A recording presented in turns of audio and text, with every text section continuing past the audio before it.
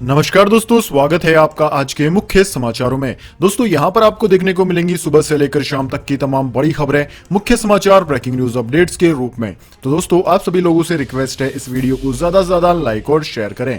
तो दोस्तों सीधे चलते हैं आज की पहली बड़ी खबर की ओर। इस्तीफे के बाद अमरिंदर सिंह का बड़ा बयान। कैप्टन बोले सिद्धू देश की सुरक्षा के लिए है खतरा। पाकिस्तान के प्रधानमंत्री इमरान खान और सेना प्रमुख बाजवा से है उनकी दोस्ती। जी हां दोस्तों, पंजाब के मुख्यमंत्री पद से इस्तीफा देने के बाद कैप्टन अमरिंदर सिंह ने पार्टी के प्रधान नवजोत सिंह सिद्धू पर बड़ा आरोप लगाया है। कैप्टन ने कहा है कि सिद्धू की पाकिस्तान के प्रधानमंत्री इमरान खान और आर्मी चीफ जनरल बाजवा से दोस्ती है। अगर कांग्रेस पार्टी उन्हें पंजाब के मुख्यमंत्री का चेहरा बनाती है तो मैं इसका विरोध करूंगा, क्योंकि ये राष्ट्रीय सुरक्षा का मुद्दा है। कैप्टन ने कहा कि मैं जानता हूं कि पाकिस्तान के साथ नवजोत सिंह सिद्धू का कैसा संबंध है। पाकिस्तान का प्रधानमंत्री इनका दोस्त है, जनरल बाजवा के साथ इनकी दोस्ती है। सिद्धू तो बाजवा का साथ है, इमरान खान के साथ है। रोज हमारे कश्मीर में जवान मारे जा रहे हैं। आपको लगता है मैं सिद्धू के नाम को स्वीकार करूंगा? वो मेरा मंत्री था और उसे निकालना पड़ा। 7 महीने तक अपनी फाइलें क्लियर नहीं की। क्या इस तरह का व्यक्ति जो एक विभाग नहीं संभाल सकता वो एक राज्य संभाल सकता है? सिद्धू कुछ नहीं संभाल सकता, मैं उसे अच्छी तरह जानता हूं। वो पंजाब के लिए भयानक होने वाला है। वहीं उन्होंने हाईकमान पर बरसते हुए कहा कि बार बार विधायकों की बैठक बुलाकर साफ हुआ कि कांग्रेस हाईकमान को मुझ पर भरोसा नहीं है। मेरा अपमान हुआ है। इस्तीफा देने के बारे में मैंने सुबह ही फैसला कर लिया था। मैंने सोनिया गांधी से बात की और अपना इस्तीफा दे दिया। मैं दिल्ली कम जाता हूं और दूसरे बहुत जाते हैं, इसलिए वो वहां जाकर क्या कहते हैं मुझे नहीं पता। इसके बाद दोस्तों अगली बड़ी खबर। न्यूजीलैंड ने क्रिकेट दौरा किया रद्द तो पाकिस्तानी गृह मंत्री ने बताया इसे साजिश। जी हां दोस्तों, पाकिस्तान के गृह मंत्री शेख राशिद अहमद ने दावा किया है कि न्यूजीलैंड के पाकिस्तान दौरे को रद्द करने के पीछे एक साजिश है। न्यूजीलैंड की टीम 2003 के बाद पहली बार पाकिस्तान की जमीन पर मैच खेलने के लिए आने वाली थी, लेकिन सरकारी सुरक्षा अलर्ट के बाद न्यूजीलैंड ने दौरे को रद्द कर दिया। 17 सितंबर को मीडिया से बात करते हुए शेख राशिद ने साजिश के लिए जिम्मेदार देश का नाम लेने से इनकार करते हुए कहा कि यह क्षेत्र में शांति के लिए हमारी कोशिशों को नुकसान पहुंचाने की कोशिश है। उन्होंने आगे कहा कि न्यूजीलैंड के सुरक्षा अधिकारियों ने पाकिस्तान के सुरक्षा अधिकारियों से बातचीत की और उन्हें खतरे को लेकर बताया, लेकिन जब पाकिस्तानी अधिकारियों ने खतरे के बारे में ब्यौरा मांगा तो उनके पास कोई जवाब नहीं था। मंत्री ने कहा कि न्यूजीलैंड ने एक तरफा फैसला करते हुए पाकिस्तान का दौरा रद्द कर दिया है।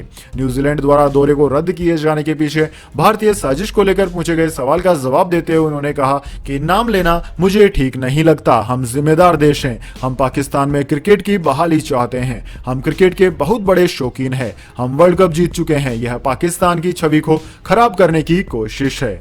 इसके बाद दोस्तों अगली बड़ी खबर। रवि शास्त्री अब मात्र 2 महीने ही कोच रहेंगे भारतीय टीम के। T20 वर्ल्ड कप के बाद कुंबले या लक्ष्मण को मिल सकती है जिम्मेदारी। इस बार नहीं चलेगी विराट की मर्जी। जी हां दोस्तों, T20 वर्ल्ड कप के बाद रवि शास्त्री की जगह अनिल कुंबले या VVS लक्ष्मण को टीम इंडिया का कोच बनाया जा सकता है। रवि शास्त्री का कार्यकाल T20 वर्ल्ड कप के बाद खत्म हो रहा है। उन्होंने आगे इस पद पर बने रहने से इनकार कर दिया है। कुंबले पहले भी भारतीय टीम के कोच रहे हैं। माना जा रहा है कि विराट कोहली के साथ मतभेद के कारण उन्हें पद छोड़ना पड़ा था। अगर वे या लक्ष्मण कोच बनते हैं तो इसका मतलब होगा कि BCCI इस बार सिर्फ कोहली की मर्जी पर नहीं चलने वाला है। न्यूज एजेंसी ने BCCI के हवाले से खबर दी है कि टीम इंडिया के नए कोच के लिए VVS लक्ष्मण और अनिल कुंबले से संपर्क साधा जा रहा है। वहीं मीडिया रिपोर्ट्स में यह भी दावा किया जा रहा है कि इन दोनों से पहले मुंबई इंडियंस के कोच महिला जयवर्धने से भी टीम इंडिया के कोच बनने के लिए संपर्क किया गया था। इसके बाद दोस्तों अगली बड़ी खबर। काबुल एयर स्ट्राइक के लिए अमेरिका ने माफी मांगी। बोला गलती से आतंकियों की जगह निर्दोष लोग मारे गए। जी हां दोस्तों, आखिरकार अमेरिका ने स्वीकार कर लिया है कि काबुल हमले का बदला लेने की जल्दबाजी में उससे निर्दोष लोगों को मारने की गलती हुई है। अमेरिकी सेंट्रल कमांड के कमांडर जनरल कैथन मैकेजी ने ड्रोन हमले के लिए माफी मांगते हुए कहा कि हम पीड़ित परिवार के प्रति अपनी गहरी संवेदना व्यक्त करते हैं। हम क्षमा चाहते हैं और हम इस भयानक गलती से सीखने का प्रयास करेंगे। वियोन में छपी खबर के मुताबिक अमेरिकी रक्षा विभाग पेंटागन ने शुक्रवार को जनरल कैथन मैकेजी ने कहा कि इस एयर स्ट्राइक में निर्दोष लोगों की मौत हुई थी। हम इस गलती को स्वीकार करते हैं और पीड़ित परिवारों से माफी मांगते हैं। उन्होंने आगे कहा कि हमला इस विश्वास इसके साथ किया गया था कि आतंकवादियों को नुकसान पहुंचाकर रेस्क्यू मिशन जल्द से जल्द पूरा किया जा सके, लेकिन यह एक गलती थी और मैं माफी मांगता हूं। जर्नल मैकेजी ने कहा कि हमारी जांच में यह बात सही पाई गई कि हमले में निर्दोष लोगों की मौत हुई थी और मैं इसके लिए माफी मांगता हूं। उन्होंने कहा कि भविष्य में ऐसी स्ट्राइक करने से पहले और ज्यादा सटीकता बरती जाएगी। जर्नल के इस बयान के बाद राष्ट्रपति जो बाइडेन की मुश्किलें बढ़ सकती है, क्योंकि वो पहले से ही अफगानिस्तान में हालात को खराब तरह से संभालने के लिए आलोचना झेल रहे हैं। दरअसल दोस्तों, पूरा मामला अफगानिस्तान की राजधानी काबुल से जुड़ा है। दोस्तों, राजधानी काबुल में हवाई अड्डे पर आत्मघाती हमला हुआ था, जिसमें अमेरिकी सैनिक सहित कई लोगों की मौत हुई थी। अमेरिका ने इस हमले का बदला लेने की बात करते हुए 29 अगस्त को एक ड्रोन हमला किया था। यूएस ने दावा किया था कि उसने इस्लामिक स्टेट के आतंकवादियों को मार गिराया है। हालांकि इस स्ट्राइक में 7 बच्चों सहित 10 निर्दोष लोगों के मारे जाने के आरोप लगे थे। अब अमेरिका ने अपनी गलती स्वीकार कर ली है।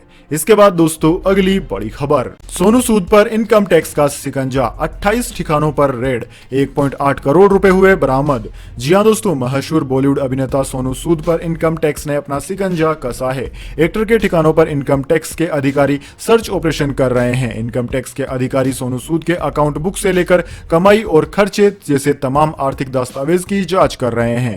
जानकारी के अनुसार इनकम टैक्स की टीम सोनू सूद के मुंबई और दूसरी जगहों पर बने ठिकानों पर बड़े स्तर पर सर्च ऑपरेशन कर रही है। सूत्रों से मिली जानकारी के मुताबिक जांच में 20 करोड़ रुपए से ज्यादा की टैक्स चोरी के सुराग मिले हैं। दोस्तों, आपकी जानकारी के लिए बता दें, सोनू सूद मूल रूप से लखनऊ के रहने वाले हैं। इनकम टैक्स की टीमें उनके 28 ठिकानों पर जांच कर रही है, जिसमें मुंबई, लखनऊ, कानपुर, जयपुर, दिल्ली और गुरुग्राम शामिल है। दोस्तों, सर्च ऑपरेशन के दौरान 1.8 करोड़ रुपए केस बरामद हुआ है। इसके अलावा अभी 11 लॉकर्स भी जांच के दायरे में है।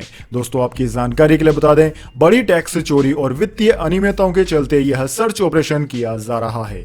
इसके बाद दोस्तों, अगली बड़ी खबर, सर्दियों में दिल्ली वासियों का घुटेगा दम, राजधानी की 11 जगहों पर बड़ा प्रदूषण। जी हां दोस्तों, हर साल देश की राजधानी दिल्ली में सर्दियों के आते ही हवा में प्रदूषण का स्तर बढ़ जाता है। दिल्ली के अंदर साल 2020-21 में पिछले 2 सालों की सर्दियों के मुकाबले हवा में प्रदूषण में बढ़ोतरी देखने को मिली थी। पिछली 2 सर्दियों के सीजन के आंकड़े से पता चला है कि दिल्ली के 13 हॉट स्पॉट में से 11 में पिछली सर्दियों की तुलना में 2020-21 में प्रदूषण में वृद्धि दिखाई दी है।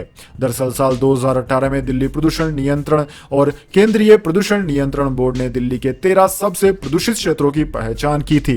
इन जगहों पर PM 2.5 का स्तर शहर के एवरेज से भी ज्यादा रहा था। इस सर्वे में स्थान विशेष को लेकर एक्शन लेने की बात कही गई थी। इसके अलावा 2019 में हर एक स्पोर्ट के लिए स्थानीय स्तर पर एक्शन प्लान का भी जिक्र किया गया था। वैसे दोस्तों, जिन 13 हॉट स्पॉट की पहचान की गई है उनमें रोहिणी, द्वारका, ओखला फेज सेकेंड, पंजाबी बाग, आनंद विहार, विवेक विहार, वजीरपुर, जहांगीरपुर, RK पुरम, बवाना, मुंडका, नरेला और मायापुरी शामिल हैं। इसके बाद दोस्तों, अगली बड़ी खबर, बाल विवाह का होगा रजिस्ट्रेशन, विधानसभा में विधेयक पास, विपक्ष ने बताया काला कानून।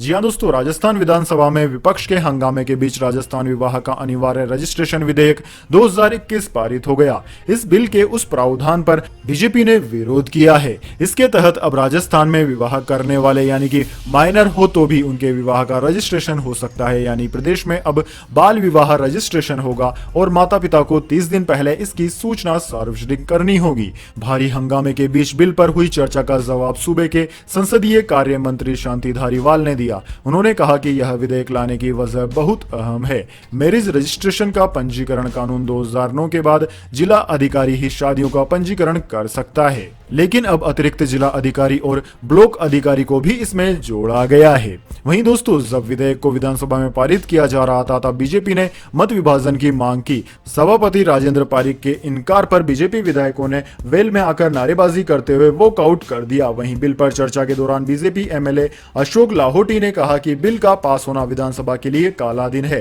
क्या विधानसभा हमें सर्वसहमति से बाल विवाह की अनुमति देती है?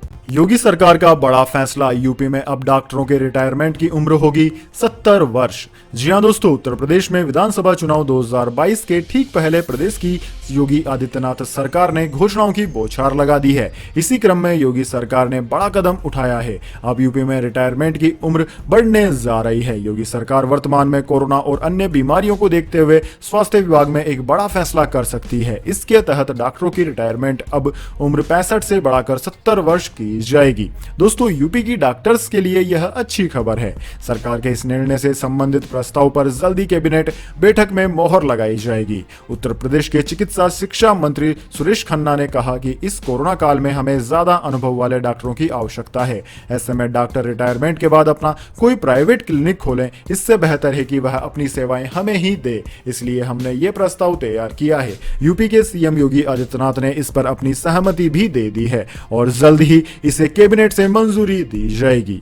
इसके बाद दोस्तों, अगली बड़ी खबर, गोल्ड सिल्वर प्राइस टुडे। सोना चांदी हुआ सस्ता, क्या है ताजा दाम, जान लीजिए। दोस्तों, सोने और चांदी की कीमतों में कमजोरी बरकरार है। एचडीएफसी सिक्योरिटीज के मुताबिक राष्ट्रीय राजधानी दिल्ली के सराफा बाजार में सोना 1130 रुपए टूटकर 45,207 रुपए प्रति 10 ग्राम रह गया। वहीं चांदी की बात की जाए तो चांदी भी 708 रुपए गिरकर 60,183 रुपए प्रति किलोग्राम पर बंद हुई। उधर दोस्तों, अंतर्राष्ट्रीय बाजार की बात की जाए तो अंतर्राष्ट्रीय बाजार में सोने में बढ़त देखी गई और सोना $1762 प्रति औंस पर पहुंच गया, जबकि चांदी $22.95 प्रति औंस पर अपरिवर्तित रही। इसके बाद दोस्तों, अगली बड़ी खबर, और वीडियो को लाइक कर लीजिए और चैनल को सब्सक्राइब करके बेल आइकन जरूर से दबा लीजिए, और अगर हो सके तो अपने दोस्तों और मित्रों के साथ हमारे यूट्यूब चैनल को शेयर भी करिए ताकि उन्हें भी हर रोज की प्रमुख खबरें सुबह सुबह ही देखने को मिल जाए। धन्यवाद। वंदे मातरम। जय हिंद, जय भारत।